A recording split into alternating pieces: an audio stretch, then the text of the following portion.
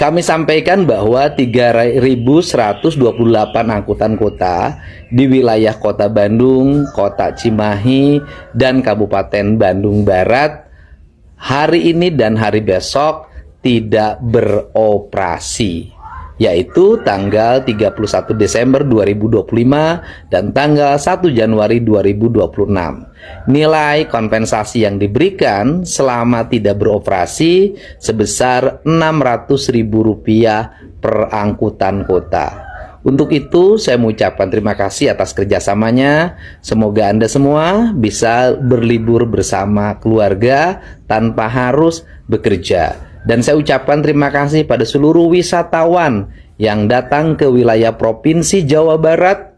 Semoga para wisatawan bisa berlibur di Jawa Barat tanpa hambatan dan tanpa gangguan.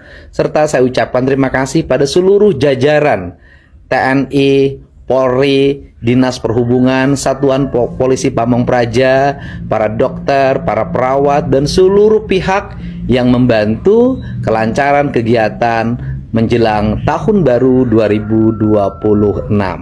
Selamat Tahun Baru, semoga kita semua dalam keadaan bahagia dan tahun yang akan kita jalani, tahun yang memberikan harapan untuk kita hidup jauh lebih baik.